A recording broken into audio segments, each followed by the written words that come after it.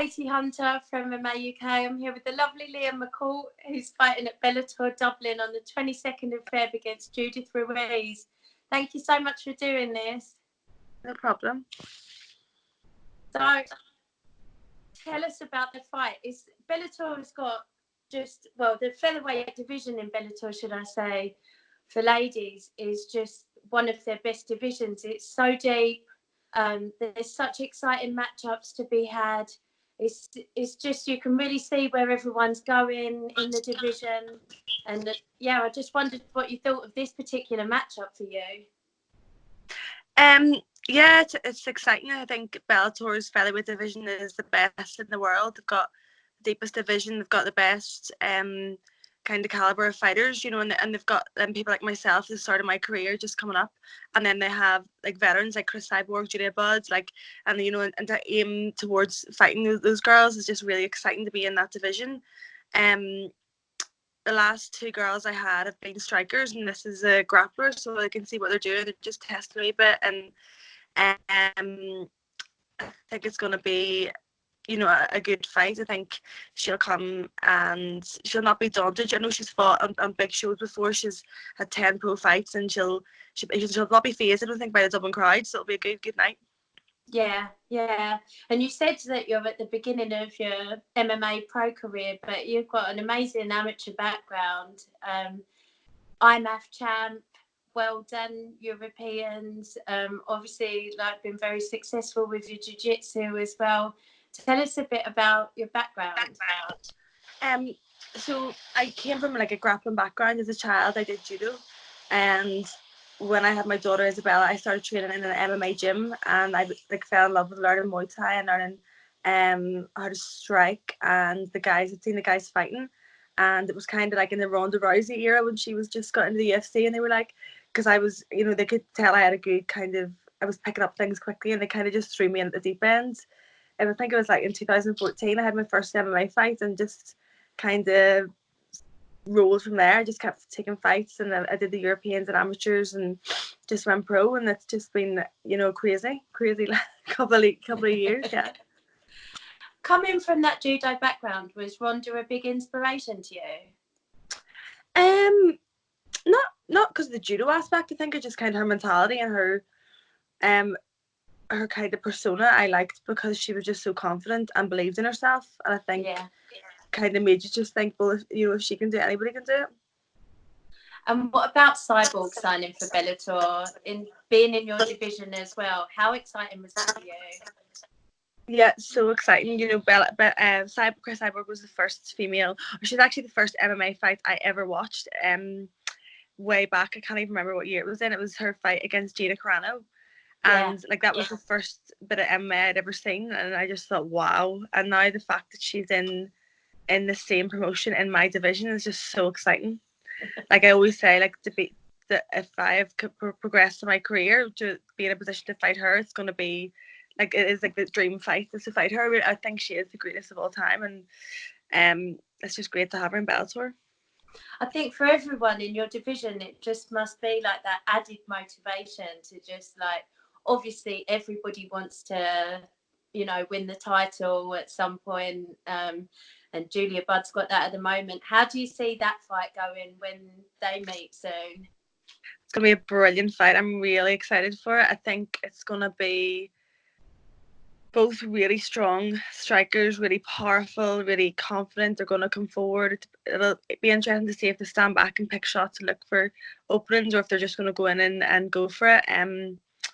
It's always hard to look past Cyborg whenever she's fighting, to be honest. You know, I think she's just got that kind of killer instinct whenever she was in there. I know she had obviously her last fight against Amanda didn't go her way, but I think when she gets back in there, it'll be the same old Cyborg. But in saying that, Julie is so highly skilled and very powerful as well. I've seen her in her last couple of fights, so I don't know. It's hard to call that one.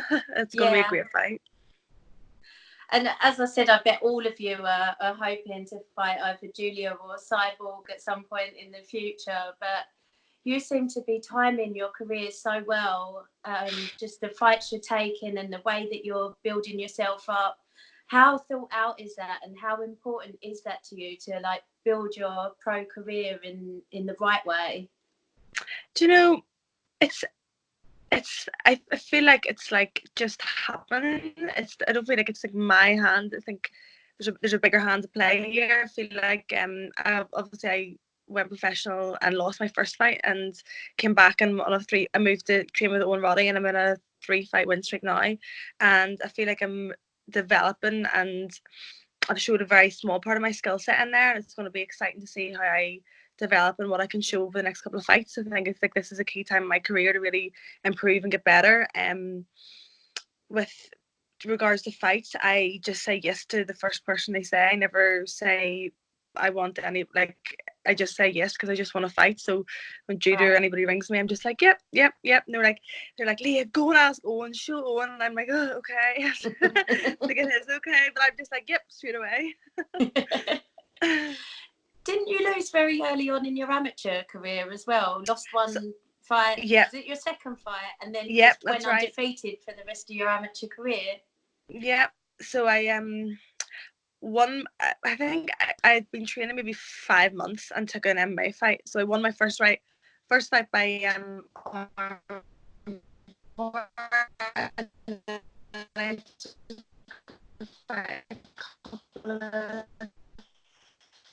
couple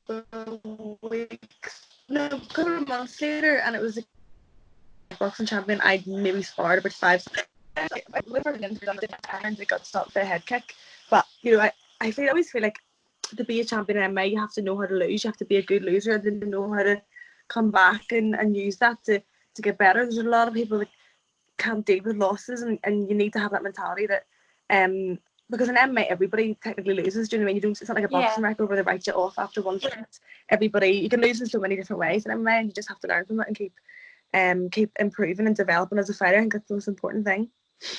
I was actually speaking to someone last night and I said the same from him. I could tell from how he dealt with the loss that he was going to take a lot on board and learn from it and move on rather than making excuses for it. You can learn a lot more from some losses. Not that you want to be having them very often. Yeah, it's heartbreaking. Honestly, it's the worst thing, like one of the worst things in the world. And that's what's so motivating whenever you go back to training, and why it's so addictive, because you just don't want to feel like that ever again. Yeah. Well, he said he felt like the whole world was like looking down on him. Even when he walked through town, he felt like everyone knew and was disappointed in him.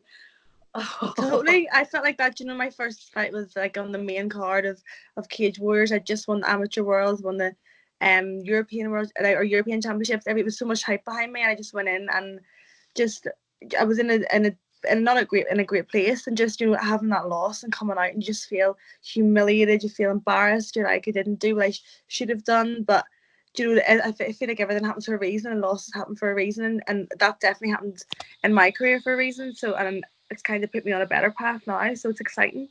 Yeah. I don't think that fighting is just about the fighting. It is dealing with that mental side of it and who can handle that the best. Yeah, 100%. I like my whole career, I really suffered from nerves and self-doubt, and everybody is like, why? Like, because I'm on an emotional roller coaster through fight camp and through fight week, and like my friends know how to manage me because I'm just so intense all the time. But it's definitely about how you manage your emotions, especially on fight night. But I feel like on fight night, that's where I'm the calmest. I'm the most calm is when in the changing room backstage, and I'm just like in my zone, in my flow, and that's where I like to be. I don't like anything else. I don't like anything else about the week. I don't like fight day. I just love being in the warm up and getting ready to fight. That's where I love to be. So the beginning of fight day is not a happy experience for you? No. I hate it. I hate the whole fight day until I get to the warm up, and that's where I'm happy. So a huge part of your success must be your training camps, and I know that you travel around, like you're in Liverpool at the moment doing this interview. You've been training at Next Gen with Molly. I love your friendship. You two are so cute on Instagram. I know. Tell us about your training partners and those that you travel to see. I saw you were training with Megan Morris a while ago. Yes, so my head coach is Owen Roddy in Dublin. Obviously, he's over with Connor in Vegas at the minute. So anytime he's away or the gym's there's no sessions on, I would come over to Next Gen and train with Paul, Rimmer, and Sai, and Molly and all the guys over here. It's just like, it feels like it's my team as well. When I come over to Liverpool, I've done it since the start of my pro career, and they're so welcome and so helpful. You know, I go away with Molly for her fights as well, and we have a great friendship. And you know, like me and Molly are on the phone every single day to each other. Like every other hour, we're just like, right, what's happened? How's that session been? Like having 20 million breakdowns a week, and it's so nice to have her.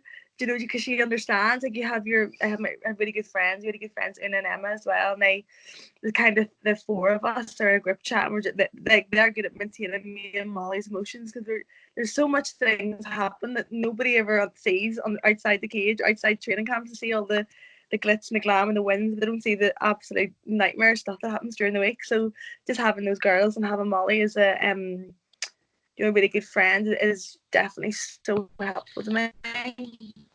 Yeah, because I don't feel like even guys going through the same things as us, like, feel the same. So it must be nice to have another girl to bounce things off. Yeah, and I feel like girls are so much more emotional as well. Like if I have a bad like sparring session or training session, I'm crying my eyes out, like on the phone, be like, I'm so shit, like, and then it's like the guys just like, I don't know, they just rub it off. But we're so emotional and overthink everything. So you overthink every training session. It's like, but it's just a difference between girls and boys, isn't it? Well, we doubt ourselves so much more, I think, as well, in general. And take things and you take everything so seriously. Like every session, like me and Molly are quite similar. Like in training, we ask 5 million questions and like get people to show us again and again, so we understand why it happens and what, you know, like we kind of learn the same way. What's your prediction for her fight in London? She's got a big name this time. Ashley Evans-Smith. Is going to be a super exciting fight. How do you think it'll go? Yeah, I don't think this is Molly's toughest fight. I think Ashley Evans is she has her strengths, she has her strong points, but the difference in Molly's game between, you know, and since she's been in the UFC and how much she's leveled up is so impressive, so inspirational. You know, I find her hard to deal with grappling. She's so strong, and her boxing and movement and fight IQ is so high. I feel like Molly's going to dominate this fight, and I feel like she'll again just going to show what skills that she has and how much she's improved in the last couple of fights. Yeah, I know she's desperate for her first finish as well. Her first, yeah, I know. I feel like the last one could have been finished a few times, but I can see her getting a finish in this one. Yeah, 100%. Good luck, Molly. We're all behind you. Yeah. I also wanted to talk to you about being a mum. You mentioned it earlier, and how you juggle that with being away and training and fighting, and how difficult that is. Do you know, it's like I said, everybody, like, people keep always point out that I'm a mum, but you know, I have so many friends and other working mums that have full-time jobs, and I just feel like I'm just the same as them. You know, I do have to be away training a bit, and Isabella, like, you know, she understands I have to go away, but we FaceTime all the time, and she's like one of the girls when she comes to Liverpool, or the girls come over to Ireland, she sits with us like she's 20 and she can have a conversation. Everybody just falls in love with her. She's just the most amazing girl. She's only 9 and she understands everything about fighting and MMA and sponsors, and like somebody in the airport was like, oh, hi Leah, and mum was like, oh, is that another fan, mum? And then we landed in Liverpool and somebody wanted Molly's photograph or autograph, and she was like, oh, all these fans. Like, for her to be 9 to pick up on all this is so funny. But it's so nice to have her as, like, you know, my wee partner. Like, she came out of Thailand with me during the summer, and you know, she's had such a lot of amazing experiences. She loves being on TV and loves telling her friends all that. So it's really nice to have her. But at the same time, yeah, it's really hard juggling Isabella fight camp, and I always feel like I want to get the most out every single session and every single week and every single day, and I try and make it the most out of every single opportunity. So if I need to go away, I'm going to go away. I'm going to sacrifice obviously time to being with her to better our futures. Do you know, but like the likes of my mum, she's a radiographer in a cancer centre, runs, you know, cancer trials for patients and everybody. Wow. Do you know, like they're the type of mums that I look up to, and that she's my role model really. So, you know, a lot of people say that about myself, but there's a lot of people in less selfish jobs that I get inspiration of. Yeah, That's amazing. Do you think if your profile got raised even more, would you worry about her being in the limelight? You know, the way that Karate Hottie's daughter is, or like Max Holloway's little boy is? No, not really. It's not like we're like the Kardashians or something. Someone's gonna be following us around with the camera all the time. Her personality, she's really individual. She's really herself, and she's really wise. So we were doing an interview with like a national TV the other day, and she was sitting chatting away to the camera. You know, and she has her own opinions and everything. So she's very, very strong-minded and very, she'll not be kind of swayed by anything I say or anything. She just says it like it is. So she's quite funny like that way. And going back to you, you're such a girly girl outside of the cage. Like I love it. I find it really relatable when people have got like a side of themselves away from the gym, and it's just right. Once in a blue moon, I'm a girly girl. The boys come, they say I go about with my hair in a bun, no makeup on, and literally your hair looks gorgeous now. Because I got a blow dry in Liverpool. But every day, and the boys are like, Leah, if I see you on the street, I'd throw you a fiver. You look that homeless. Like, and like my block, all in the same. My block is going to like, Leah, look at the state of you. What are you wearing? I was like, I don't care. I have so much to do in one day. I literally run about like a gypsy. I love you. So it's not that often. The little fur coat that you've got. I don't know if you went for Media Day or something. I've seen it in a few things. It's gorgeous. You look like such a girly girl, and like it's nice for you know, like a lot of people who don't follow the sport like have a certain perception of cage fighters, and it's really nice to defy that, I think. I know. That was so funny. Like that day I was wearing that coat, and I looked so extra sitting at the table with that, but I jumped out of the taxi and my zip broke on my jeans, so I was like, I can't take this coat off this whole day. Like, my jeans would have fallen down. I was like, oh my goodness. There was me thinking it was all for the glamour. Well, it was a wee bit, but I didn't want it. I was sweating in there. It was so warm. You ruined the illusion. I know. So I saw a post that you put up, and it was about how much you're juggling at the same time. So I know that you're starting like an MMA class, is it, or a no, I've been doing that for class? Yeah, I've been taking that class for 3 years. I take one class a week. It's all I can manage on a Monday night, and I get like we have like 30 girls coming, and they're just from like all different walks of life, like doctors, lawyers, nurses, like people from different sides of Belfast, and they all come to learn MMA, and they do jiu-jitsu and striking, and it's really laughing. It's nice to kind of be around the girls, and because I'm obviously around guys 24/7, and I'm always with guys, so to be in a gym environment with girls and show them things, it's really nice to be able to do that. So do you keep that up all the way through your fight camp? Yeah, I tend to. The next one is starting in a couple of weeks, and probably fight week I'll postpone that one because I'll be in the worst mood ever and want to kill everybody that speaks to me, but but I tend to just run it throughout the year. Wow. And then I saw on the same post, I take it you're not competing in this, but the Northern Ireland Jiu-Jitsu Open that they're putting on. You're not competing, are you? No, that's my tournament, so I actually run that. Oh, wow. No, it's my tournament. So that's literally a couple of weeks before your fight, and you're still doing it. Have you got people doing it for you this time, or you're still running the show? No, I run it, and there's going to be over 350 entries, I think, this time, and I run it alongside my best friend Una, and we are the only two females that really run a tournament over in Ireland, and this is our 7th tournament, and it's just got bigger and bigger and bigger, and there's a lot of work goes into that as well. Do you know, like planning the day, running the event, marketing it beforehand, and it's a brilliant day in Ireland. We have people from all over Ireland, UK, and abroad come and compete in the championships, and it's really exciting. It's a nice thing to like kind of thing, because obviously I love jiu-jitsu as well. It's nice to be able to have big events in Northern Ireland.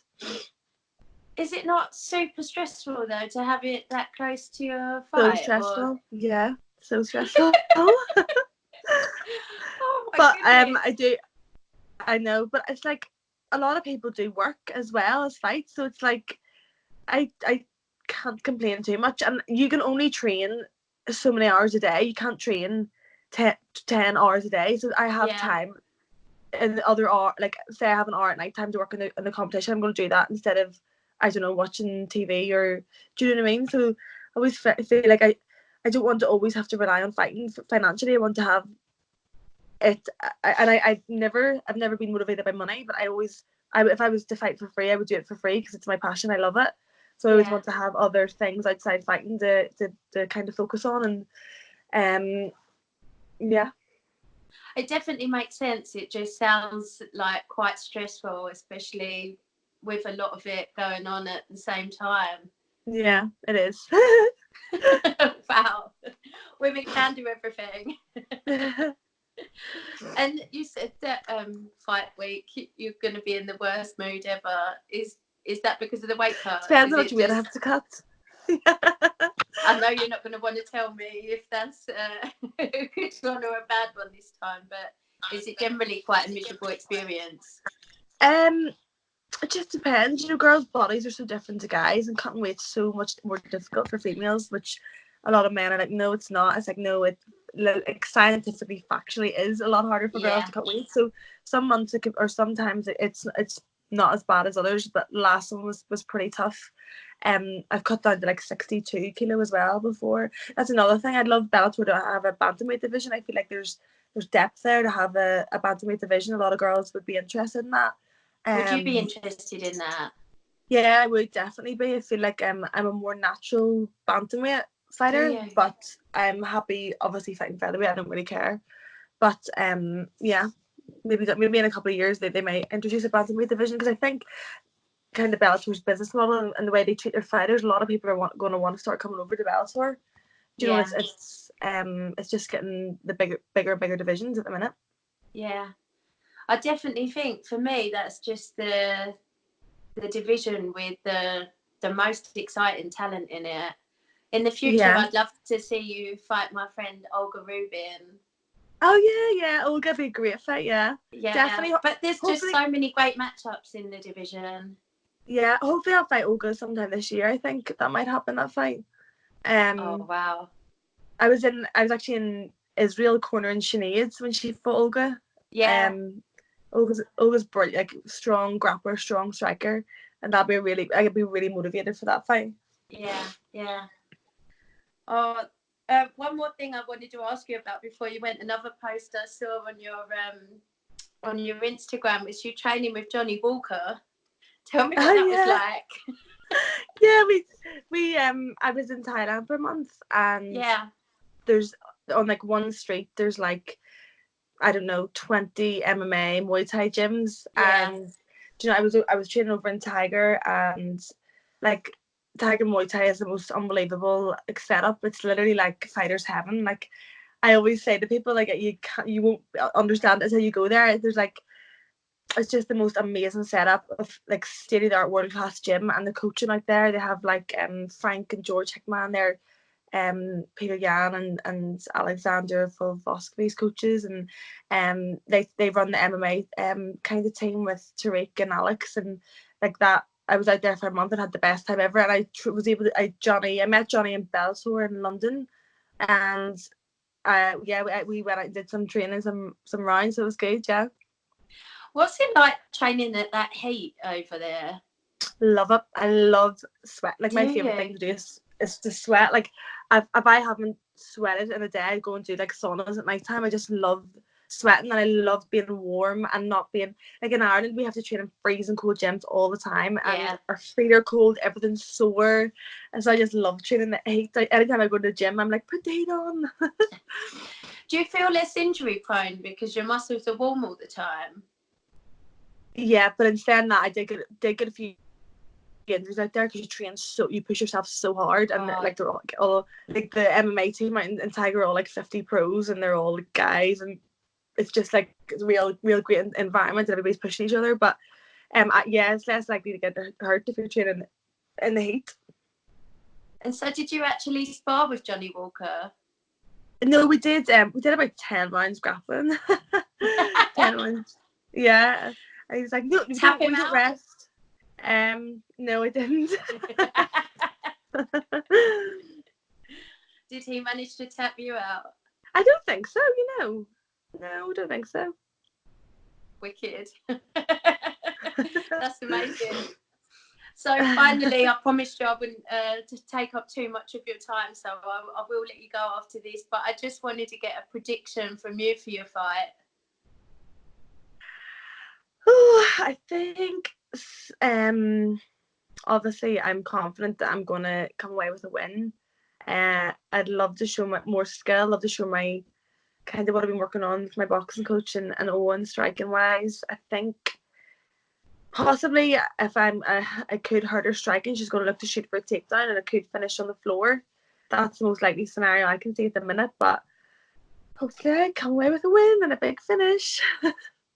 Well, good luck with the rest of camp. Good luck with all your training. So stay healthy.